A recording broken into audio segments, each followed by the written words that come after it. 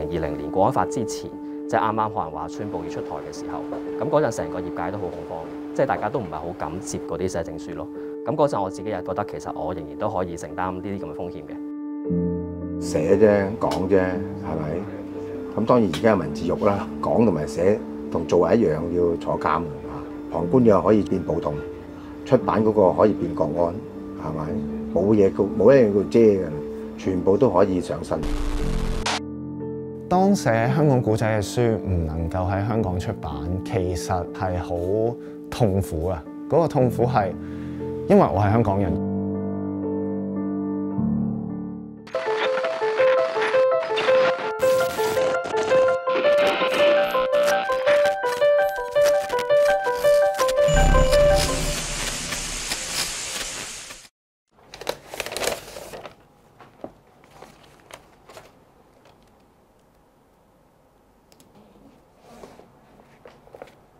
逆權就呢本書就我自己寫㗎啦，咁所以其實我寫嗰陣都非常之小心㗎，係因為我自己知道個即係我自己條線喺邊度啦，咁所以個內容上都冇好大嘅修改嘅。呢個就係最尾印刷版本啦，你見到呢個位零零舍舍 blur 咗嘅。咁雖然即係正常香港人咧，可能都睇出係咩報紙㗎啦。咁呢個咧就係原本嗰個圖咯。咁嗰陣點解會做呢個決定？就係因為喺我做緊呢本書個新版嘅時候咧，咁啱就蘋果日報出事啦。咁就大家都唔知道究竟蘋果日報會點樣啦，咁樣會唔會成份報紙已經係違反國安法咧？咁樣咁我自己最擔心嘅就係我如果繼續擺呢張圖片喺本書度嘅話咧，咁印廠就太驚會唔幫我印咯。咁所以就自己唯有做一個都幾拙劣嘅修改技巧，就係即係將佢 blur 咗佢。楊子俊早喺2016年成立呢間出版社，主要做通識科教材。2019年反修例運動之後，開始出版社會政治題材嘅書籍。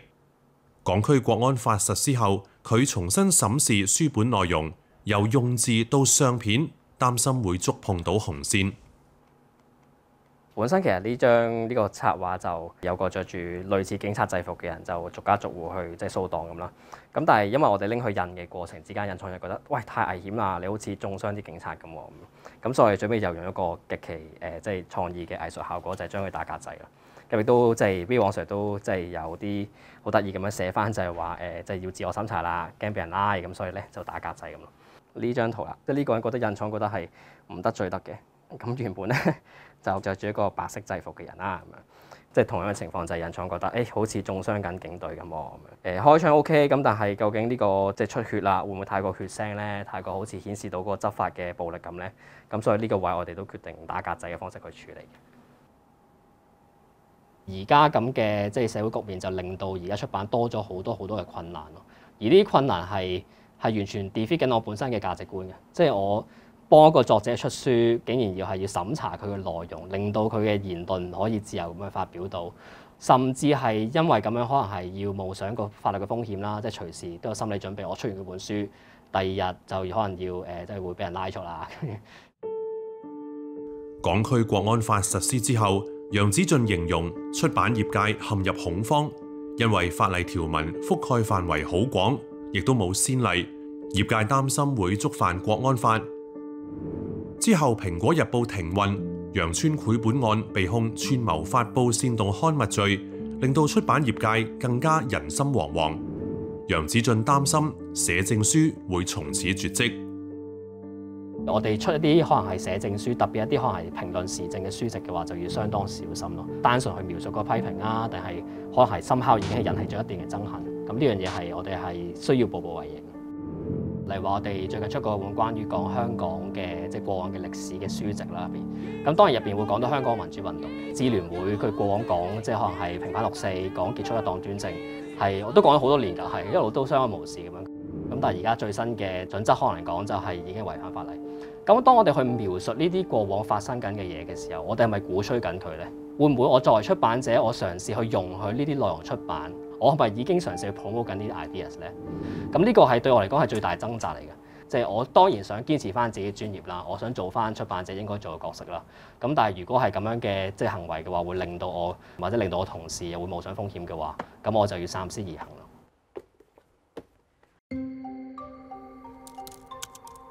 我打返好青年荼毒室，揾到另外嗰2本仲可以借咯，一本係哲學讀本，一本係小日常的哲學，但係唯獨一本唔見咗。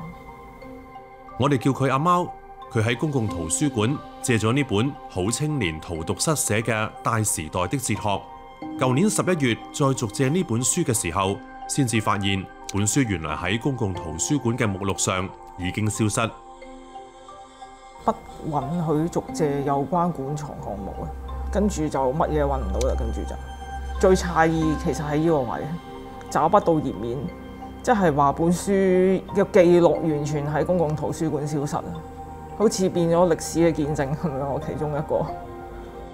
當時康文署回覆傳媒查詢時話，當發現有關館藏涉嫌內容可能違反國安法或有關法律規定，會將書本下架並進行復檢。而作者回應傳媒查詢時亦話唔方便透露咁多。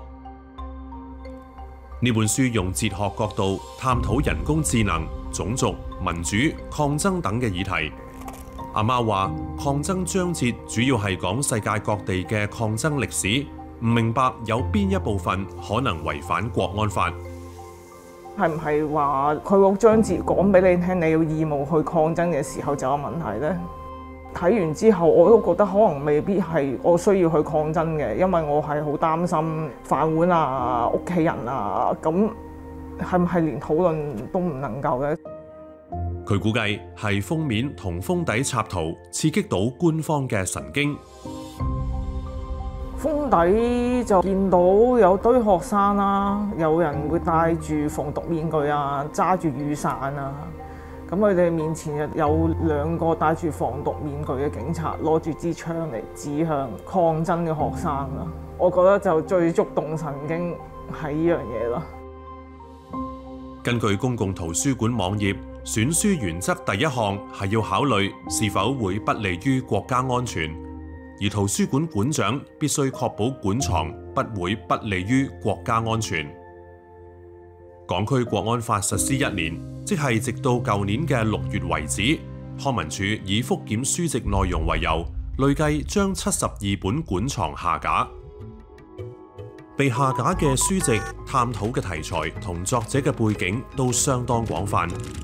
嶺南大學中文系前助理教授陳雲討論香港嘅著作，前香港眾志秘書長黃之鋒同前立法會議員何俊仁嘅文集，前立法會議員陳淑莊有關飲食嘅書，工程師黎廣德寫嘅保育都被復檢。學者歐嘉倫寫新聞審查嘅著作，港大學生會學院編著嘅《香港民族論》，旅美華裔作家余傑同流亡德國嘅華裔作家廖亦武，佢哋嘅書籍亦都被下架。蘋果日報停運之後，蘋果日報嘅舊報章同埋壹傳媒集團創辦人黎智英大約20本著作全部下架。有傳媒報道，由支聯會出版有關6四嘅刊物，亦都全數被下架。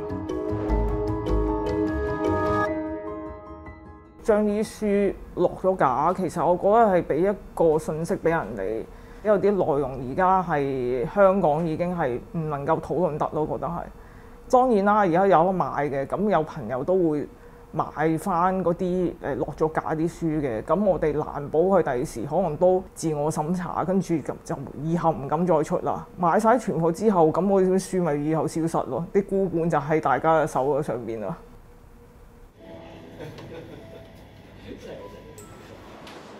揾咗好耐，周圍揾唔同嘅地方，最後落咗呢度。係揾唔到啦，其實咪就係。楊子俊2年前臨危受命，幫邵家臻出版《石牆生花》呢本獄中日記。呢本書喺2020年初出版，決定加印嘅時候，國安法啱啱生效。一直同佢合作開嘅出版社喺開機印刷前突然叫停，擔心會觸碰到紅線。我話體諒啦，明白啦嚇，會唔會等稍後定咗先再出啊咁樣？咁佢就話其實都係出唔到噶啦咁樣。咁我就10萬個失望啦，因為嗰本書已經做好晒，封面啊乜嘢都做好晒嚇。臨尾一腳。喺國安法下邊，其實就係玩緊呢一個遊戲咯，呢種揣摩嘅遊戲咯，呢一種 overreactive 嘅遊戲咯。但咩叫 over， 咩叫 under， 邊個知啊？成日都有句説話聽過槍聲就好走啦。咁但係平時冇聽過槍聲噶嘛，我點知嗰個係槍聲啊，定係其他聲音咧？咁樣喺而家咁嘅氣氛下邊，大家就有好多嘢都係即係綁手綁腳。你肯寫，未必有人肯印；肯印，未必係肯賣。咁呢個就係難題咯。楊子俊出版嘅書都曾經被拒印。呢本講2019年反修例運動嘅書，前後揾咗8間印刷廠，最終要拆件印，即係將每個工序交俾不同印刷廠做，最後再將本書合成，先至能夠成功出版。佢話當時沮喪又彷徨。咁我哋印刷有個術語啦，就係叫做出藍字咯，即係印刷之前嗰一刻就會出一份大概嗰個成個嘅 demo 出嚟，咁就俾嗰個客人咧去睇翻有冇最後嘅問題可以做。通常去到呢個報爆，基本上一定係入機印㗎啦，就係7月14號嘅時候，國安法出咗2個禮拜度啦。咁但係即係去到最後一刻，即係準備去話我哋 confirm 呢個稿 OK 啦咁樣，咁但係對方就講話覺得個風險都係太高，唔可以即係幫我哋印刷咯。佢覺得唔係部分一啲字眼、部分嘅圖片覺得危險咯，而係成本書都危險咯。咁所以你點改都冇用咯，係。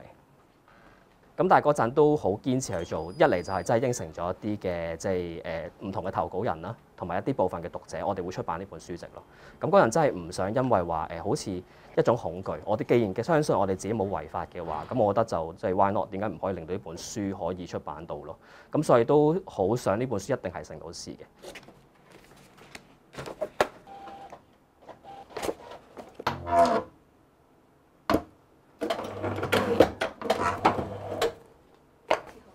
切錯尺寸係啊，切錯咗一份。最初個 idea 我諗係2018年啦，嗰陣係，咁我哋就不斷咁諗，就係講有咩方法可以令到一啲可能係小眾啲嘅題材都可以印到書咯。咁嗰陣開始就着手研究呢個技術啦。研究印刷同釘裝全部由零開始，楊子俊撞過唔少板，但係買機器用咗50萬，相比印刷廠一日可以印幾千到1萬本書，佢一日最多只可以做到100幾本。印刷啊、切啊，咁當然呢就係即係機動啲啦。咁但係實質上成個書嘅製作都係好重人力嘅成本咯，係即係要一個人真係去走晒成個步驟，一個人係即出去撳住，咁先會整到本書出嚟嘅。咁所以我哋印刷點解咁慢咧？其中原因就係都幾靠人力咯。而家出好多唔同政治題材敏感書又好，即係面對嘅問題就係好難去印刷啦。咁如果我能夠掌控到嗰個印刷嘅部分嘅話，咁亦都令到自己會放心啲。即係我哋投放嘅資源、投放嘅精力出版一啲書籍嘅時候，唔會擔心因為即係可能係個題材敏感，或者突然間變得敏感嘅時候就印唔到出嚟。呢個方式都係令到我哋如果繼續想出版啲寫政題材書籍嘅話嘅一個即係我諗係一個長久嘅 solution。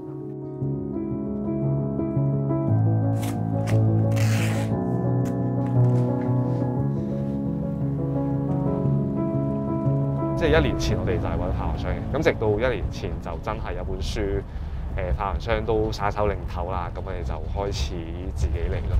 同埋亦都嗰陣時都聽過有啲行家話有啲書都真係被拒絕去發行嘅，咁慢慢明白到咯，其實出版自由想掌握多一步嘅話，就真係連發行都要自己做埋咯。我哋會先去觀塘啦。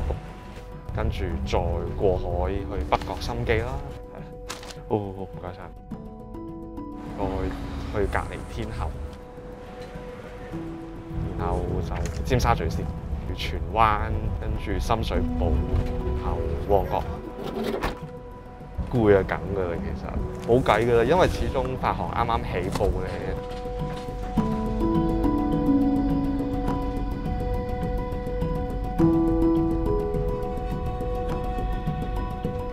喺呢個時代出一啲社會議題嘅書籍咧，絕對係比以往係越嚟越多嘅困難啊，越嚟越多挫折嘅。但係當見到本書喺書店面世，或者啲讀者攞上手嗰陣時，其實當每一把聲音啊都被即係可以得到一個面世機會嗰陣時，我哋都會覺得係值得㗎嘛。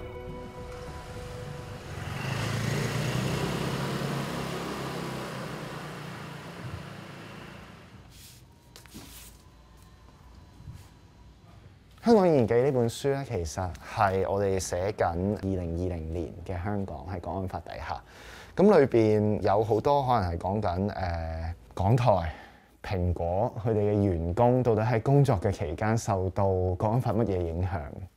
可能蘋果嘅員工佢哋要記錄返警察真係去蘋果大樓。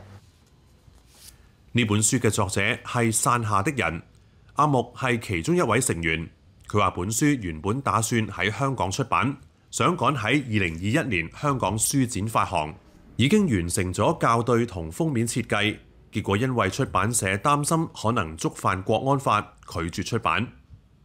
書展前1-2個禮拜，突然間啦，就貿發局主辦單位就係話佢哋唔會去審查書嘅，但係佢哋只要一接到任何嘅投訴，佢哋就會交俾警方處理。咁呢件事就對出版社或者所有涉及喺出書嘅有份參與嘅人嚟講，係一個冇辦法評估嘅風險啊！大家都知投訴呢啲嘢，每個人把尺都好唔同㗎。有人見到可能8個字就會走去投訴，有人可能見到本書黃色嘅就走去投訴。到底你最後寄了多少本出去？寄香港100多吧。哦，100多這樣封，也蠻痛苦嘅。喺台灣出版香港議題嘅書，阿木接觸過唔少主流出版社，都無功而還，最終揾到一間原本出開文學書籍嘅獨立出版社。所以我覺得你也蠻勇敢嘅。過去一直都是出文學的，但突然跑過來，我們這本書你也願意出。這本書我看了蠻喜歡的，然後我對香港議題又特別有興趣，所以那時候就決定要出版。那就不用太多考量，說什麼銷量啊。那政治考量當然也不太需要，因為在台灣，畢竟還是出版自由的時候。如果香港那邊要考量很多，台灣也要考量，那就不算自由地區了，所以就能出就出。而且我覺得對香港有個道義的責任啊，就是台灣過去戒嚴時代嘛，很多禁書沒辦法出版，都是香港那邊先出的，偷偷在香港出，再回流台灣。那現在情勢有點倒過來，我覺得台灣有個道義上的責任，要幫忙說香港不能發生的東西，要在台灣能夠發生。香港現形記發行1500本，出版商話國安法呢個題材對台灣人嚟講唔算好熟悉，讀者主要係香港人。收到訂單之後，就將書寄去香港。那目前這2年看來，應該還沒有收不到的情況，就是我們一直都會擔心說，會不會書哪一天就是寄去就會被審查，然後就收不到。但目前看來還好，就是書都有順利送到。那未來的情況就不知道了，就是要走一步算一步了。而家就行緊去郵局。今次算多啦，20本要寄嘅話，因為大部分人買書，頂多都係買2-3本啊，分俾朋友咁樣咯。經營艱難嘅都。這個我是想要寄過去香港的。先等一下，你寄什麼東西？哦，都是書來的。先等一下，自己其實做呢件事都真係希望做返一個香港人可以做嘅嘢，特別係我唔喺香港，唯一可以做嘅就係做呢啲嘢，幫手記低香港發生過咩事。咁呢樣嘢鬥爭就冇得鬥嘅，坦白講，政府咁大，佢要將個圖書館啲書換晒佢都得噶嘛。盡量啦，盡做啦，真係。未來如果要出關於香港嘅書，我哋當然最想都仲係喺香港出啦。咁但係你話我如果要喺香港出，只能夠寫香港政府接受到嘅真相，或者香港政府接受到嘅故事。要放棄我寫作嘅自由先可以喺香港出嘅話，咁我寧願唔喺香港出咯。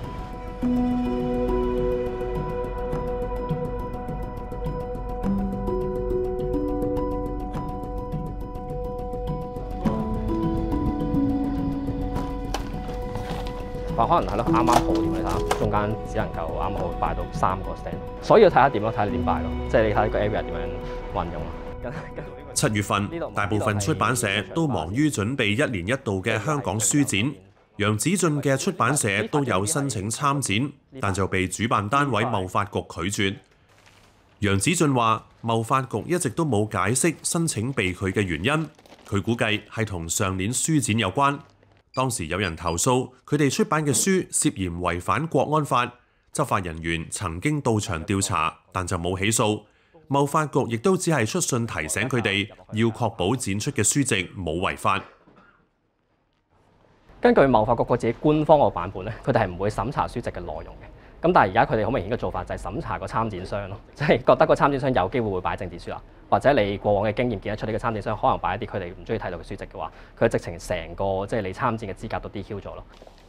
因為我哋睇唔到我哋自己犯咗咩錯，即係如果佢俾一個原因係好非力嘅，咁我會認命咯係。咁但係佢真係俾唔到任何原因，而我真係估計唔到，除咗政治理由之外，我究竟有啲咩問題？咁所以我覺得係呢個係一個道理嘅問題咯。我啲書既然係合法嘅話，我啲書既然係值得俾多啲香港讀者睇到嘅話，咁我就要揾一個替代活動。其實左右對稱啦。楊子俊同佢嘅團隊用咗2個月時間籌備呢個民間書展，希望可以連結業界。佢起初擔心要孤軍作戰，最終有12個出版商參展。其實可能香港人都需要有呢個活動咯，因為睇翻而家即係香港嗰個政治社會環境就係、我諗好多人都覺得冇希望咯，即係好多唔同方面都受到打壓啊，或者就算無論你係咩政治立場都好啦，你覺得香港而家好似走緊下坡咁嘅。我自己好希望啦，可以搞一個即係令到大家有翻希望嘅活動咯，即係見得出其實喺香港度仍然都有人做嘢嘅，即係縱使我哋面對好多嘅問題啊。我自己諗個活動名嘅時候就都幾堅持揀翻第一屆落去嘅。會唔會有第二屆呢？我自己個人希望有嘅。即係如果香港書展個情況係持續嘅話，我只會睇到就係大家越嚟越唔夠膽喺香港書展度擺一啲可能係佢哋會覺得係敏感嘅題材，而香港讀者係值得睇到嘅書籍咯。